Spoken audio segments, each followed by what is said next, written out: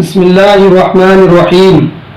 فصل: الدلالة التضمنية والالتزامية لا توجدان بدون المطابقة، وذلك لأن الجزء لا يتصور بدون الكل، وكذا اللازم بدون الملزوم، والتابع لا يوجد بدون المتبوع.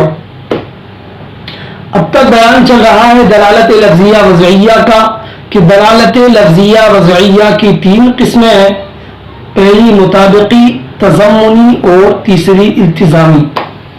آج کے سبق میں ہم یہ سمجھنے والے ہیں کہ کیا دلالت تضمنی اور التزامی یہ مطابقی کے بغیر پائی جا سکتی ہیں یا نہیں پائی جا سکتی. تو بیان کرتے ہیں مصنف علیہ رحمہ کہ دلالت تضمنی اور التزامی یہ مطابقی کے بغیر نہیں پائی جا سکتی.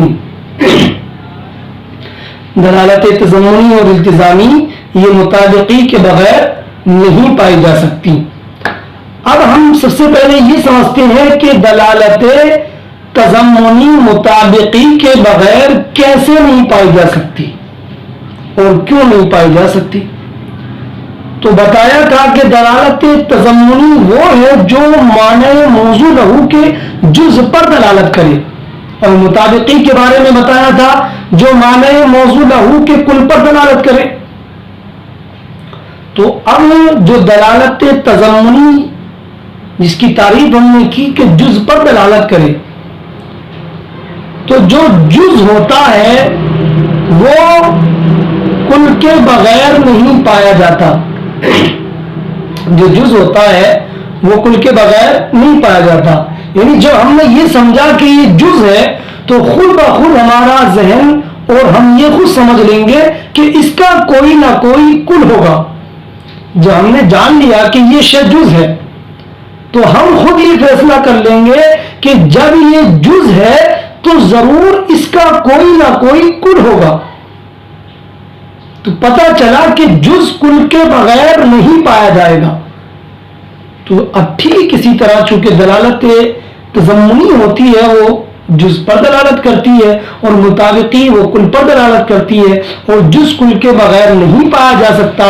تو پتہ چلا کہ دلالت تضمنی مطابقی کے بغیر نہیں پائی جائے گی. تو پتہ چلا کہ دلالت تضمنی مطابقی کے بغیر نہیں پائی جائے گی. اب ہم یہ سمجھتے ہیں کہ دلالت التزامی مطابقی کے بغیر کیوں نہیں پائی جائے گی. تو ہم اس طرح سمجھیں گے کہ دلالت التزامی جو ہوتی ہے اس کی ہم نے تعریف پڑھی جو کہ خارج ہو لیکن لازم ہو موضوع لہو کے لیے، جو موضوع لہو سے خارج ہو لیکن موضوع لہو کے لیے لازم ہو، یہ دلالت التزامی ہم نے پڑھی. تو جو چیز اب لازم ہے تو ظاہر سی بات ہے یہ لازم موضوع لہو کے لیے ہے، تو موضوع لہو ہوا اس کا ملزوم جو کہ دلالت مطابقی ہے. چونکہ لفظ کی دلالت جب کل پر ہو تو وہ دلالت مطابقی ہوتی ہے، جیسے انسان کی دلالت حیوان ناطق پر، تو یہ دلالت مطابقی ہے چونکہ کل پر دلالت ہے. اب چونکہ قابلیت علم جو کہ دلالت التزامی ہے وہ اس موضوع لہو حیوان ناطق یعنی انسان کے لیے لازم ہے. تو اب یہ جو حیوان ناطق ہے معنی موضوع لہو یہ ہوا ملزوم، اور جو لازم ہوتا ہے وہ ملزوم کے بغیر نہیں پایا جاتا.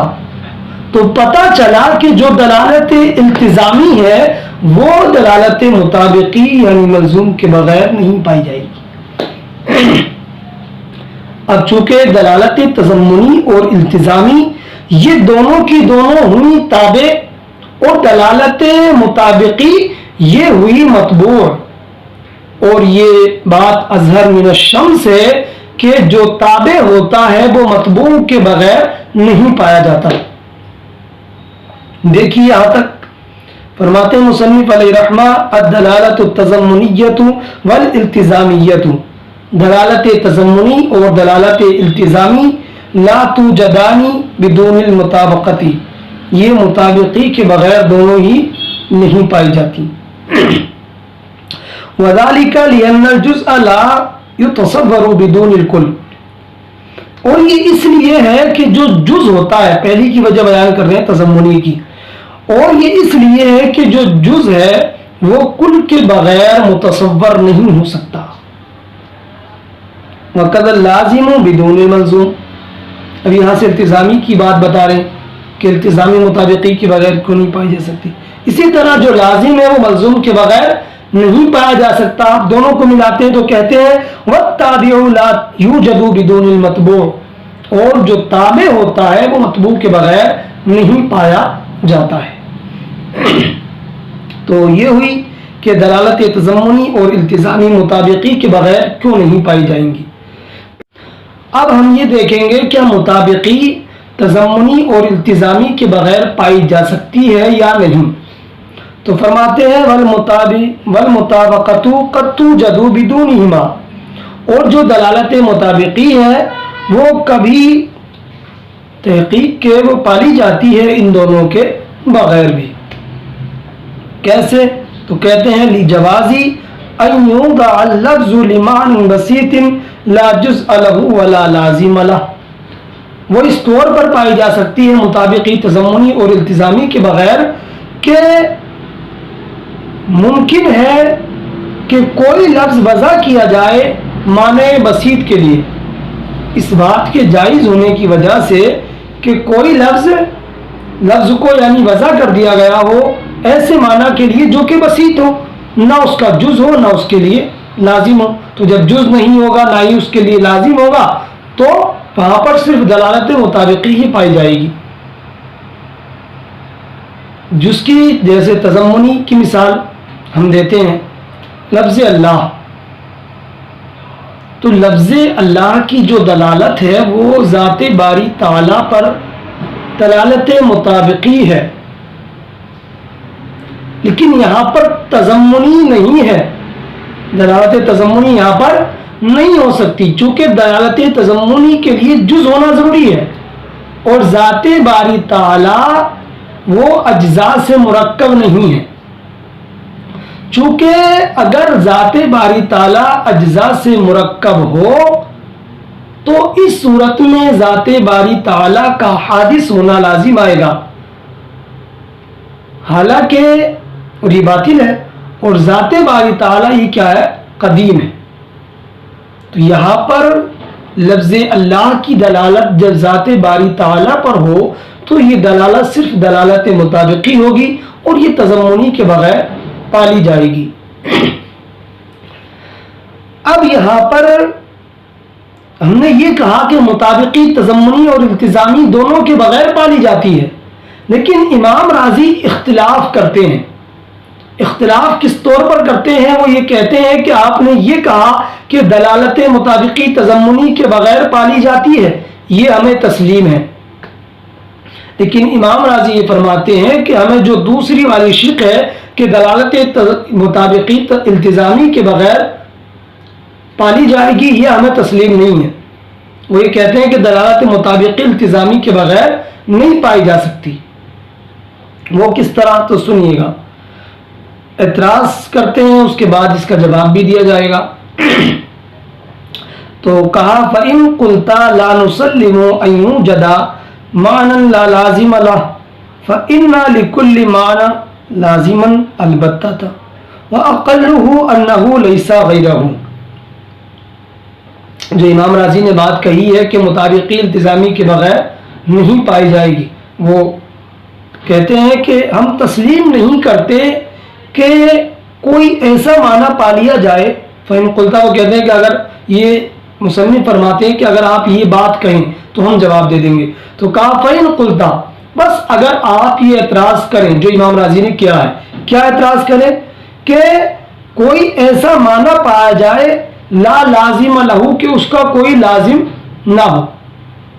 تو یہ امام راضی اعتراض کر رہے ہیں کہ ہم یہ تسلیم نہیں کرتے کہ کوئی ایسا معنی پا لیا جائے کہ اس کا لازم نہ ہو۔ فَإِنَّ لِكُلِّ مَعْنًى لَازِمًا الْبَتَّةً، کیونکہ ہر معنی کے لیے لازم ہوتا ہے یقینی طور پر، یعنی جو بھی موضوع لہو ہوگا تو اس کے لیے لازم ضرور ہوگا، یہ امام راضی کا کہنا ہے۔ حالانکہ ہم نے یہ کہا کہ مطابقی التزامی کے بغیر پالی جاتی ہے، تو ہماری بات سے ثابت ہوا کہ ہر معنی کے لیے لازم کا ہونا ضروری نہیں ہے، کیونکہ اگر ہر معنی کے لیے لازم کا ہونا ضروری ہوتا تو ہم یہ نہیں کہتے کہ مطابقی التزامی کے بغیر پائی جا سکتی ہے۔ حالانکہ ہم نے یہ کہا تو اس کا مطلب یہ ہے کہ ہر معنی کے لیے لازم ہونا ضروری نہیں ہے۔ لیکن امام راضی اعتراض کرتے ہوئے کہتے ہیں کہ کوئی بھی ایسا معنی نہیں ہے جس کے لیے کوئی لازم نہ ہو، بلکہ ہر معنی کے لیے، ہر موضوع لہو کے لیے کوئی نہ کوئی لازم ضرور ہوتا ہے۔ ہر معنی کے لیے کوئی نہ کوئی لازم ضرور ہوتا ہے۔ جیسے ہم نے کہا انسان، تو انسان کی دلالت حیوان ناطق پر ہوئی، اور حیوان ناطق کے لیے کیا لازم ہے؟ قابلیت علم۔ اسی طرح ہم نے سورج کہا تو سورج کے لیے کیا لازم ہے؟ دھو۔ تو جو بھی ہم بولیں گے اس کے لیے کچھ نہ کچھ، کوئی نہ کوئی اس کا لازم ضرور ہوگا۔ یہ امام راضی کا کہنا ہے۔ وہ یہ کہتے ہیں کہ اگر کوئی بھی لازم نہ ہو تو کہتے ہیں وَأَقَلُّهُ أَنَّهُ لَيْسَ غَيْرَهُ، تو کم سے کم یہ ضرور ہوگا کہ وہ اپنا غیر نہیں ہے۔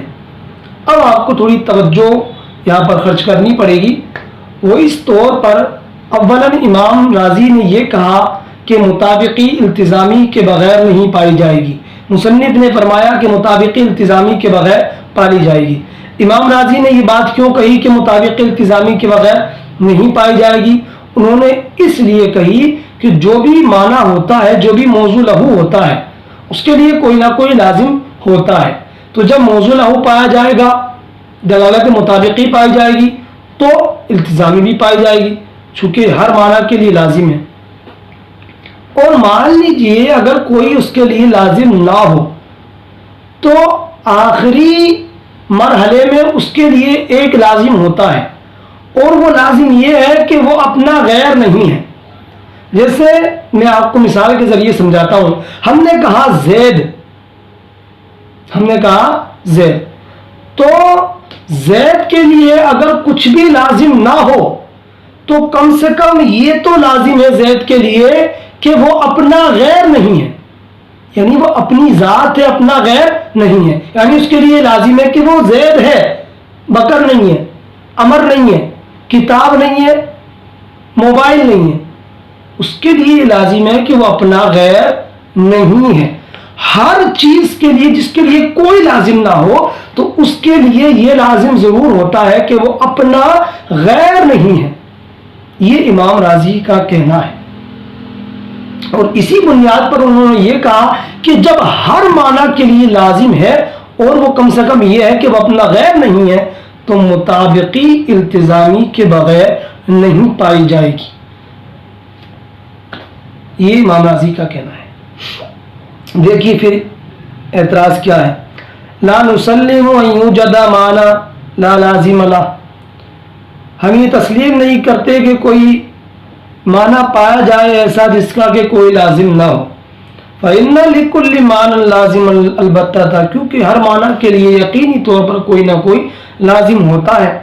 وأقلُّهُ أنه ليس غيره، اور کم سے کم جو لازم ہو سکتا ہے کسی بھی معنی کے لیے وہ یہ ہے کہ وہ اپنا غیر نہیں ہے۔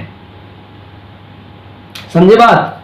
اب مصنف علیہ رحمہ اس کا جواب دیتے ہیں، تو سنیے جواب توجہ سے۔ قلنا المراد باللازم هو اللازم البين الذي ينتقل الذهن من الملزوم إليه۔ اوپر ہم نے لازم سے بتایا تھا کہ لازم وہ ہے کہ ذہن موضوع لہو سے اس کی طرف منتقل خود بخود ہو جائے۔ جب بھی موضوع لہو کا ذکر کیا جائے تو خود بخود ذہن اس لازم کی طرف چلا جائے۔ یہ لازم کی تعریف کی تھی، تو وہی بیان کرتے ہیں۔ مصنف فرماتے ہیں کہ لازم سے جو مراد ہے وہ لازم بین ہے۔ اب یہاں پر ایک بات سمجھ لیں کہ لازم دو طرح کا ہوتا ہے، ایک لازم بین، ایک لازم غیر بین۔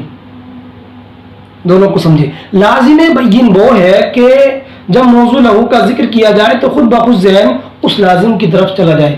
وہی جب سورج ہم نے کہا تو خود بخود ذہن دھوپ کی طرف چلا جائے گا، جو کہ سورج کے لیے لازم ہے دھوپ روشنی، تو یہ لازم بین ہوا۔ اور لازم غیر بین وہ ہے کہ ذہن لازم کی طرف خود بخود منتقل نہ ہو۔ جیسے اعداد ہیں گنتی، تو ایک ہوتا طاق، ایک ہوتا جفت. طاق جو بے جوڑ ہو اور جفت جو جوڑ والا ہو. تو اعداد کے لیے، گنتیوں کے لیے طاق اور جفت لازم ہے، لیکن جب بھی ہم اعداد کا ذکر کریں تو ضروری نہیں ہے کہ ذہن کا انتقال جفت یا طاق کی طرف ہو. جب بھی ہم عدد کا ذکر کرتے ہیں، میں نے کہا 100، تو یہاں پر 100 کے لیے جفت لازم ہے، لیکن ہمارا ذہن خود بخود جفت کی طرف منتقل نہیں ہوتا ہے. ایسے ہی 11 یہ طاق ہے، یہ عدد کے لیے لازم ہے طاق، لیکن جب بھی ہم 11 کہتے ہیں تو ذہن خود بخود اس لازم یعنی طاق کی طرف منتقل نہیں ہوتا ہے، تو یہ لازم غیر بین ہوا. اب یہاں بات سمجھائی دیتا ہوں میں. جو امام راضی نے لازم مراد لیا ہے وَأَقَلُّهُ أَنَّهُ لَيْسَ غَيْرَ، یہ جو لازم ہے نا، یہ لازم غیر بین ہے، جس کی طرف ذہن خود بخود منتقل نہیں ہوتا. اور مصنف علیہ رحمہ کی جو لازم سے مراد ہے وہ لازم بین ہے کہ جس کی طرف ذہن خود بخود منتقل ہو جائے. دیکھیں، قلنا ہم نے کہا المراد باللازم هو اللازم البین بین الذی ينتقل الذہن من الملزوم الیہ. مراد لازم سے وہ لازم بین ہے کہ ذہن منتقل ہو جائے منظوم سے اس لازم کی طرف. جیسے ہم نے سورج کہا بھائی تو دھوپ کی طرف ذہن چلا گیا، انسان کہا تو قابلیت علم کی طرف، صنعت کتاب کی طرف ذہن چلا گیا، تو یہ لازم بین ہے. وَقَوْلُكَ لَيْسَ غَيْرَهُ، اب مصنف علیہ رحمہ امام راضی کے قول کے بارے میں کہتے ہیں اور جو آپ کا قول ہے لیسا غیرہ، کہ کم سے کم لازم یہ ہوتا ہے کہ وہ اپنا غیر نہیں ہے. لیسا من اللوازم البینہ، یہ لوازم بینہ میں سے نہیں ہے. لأن كثيرا ما نتصور المعاني ولا يخطر ببالنا معنى الغير فضلا عن كونه ليس غيره. لازم بینہ سے کیوں نہیں ہے؟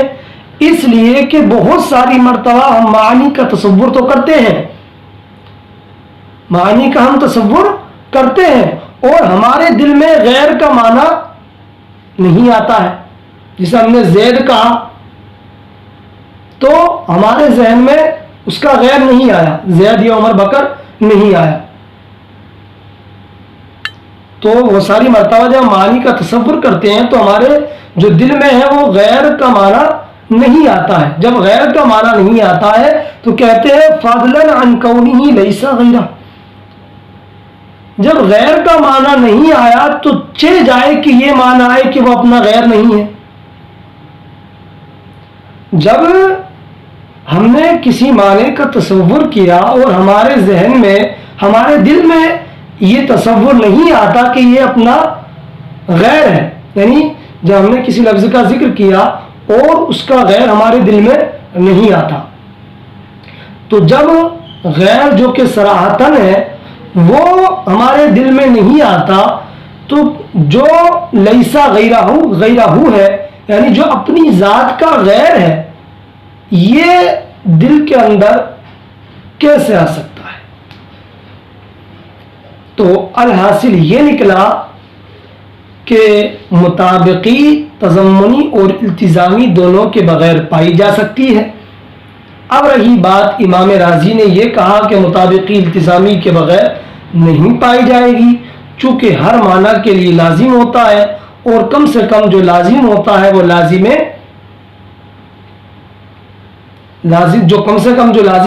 لازم ہے لیسا غیرہ، یعنی وہ اپنا غیر نہیں ہے.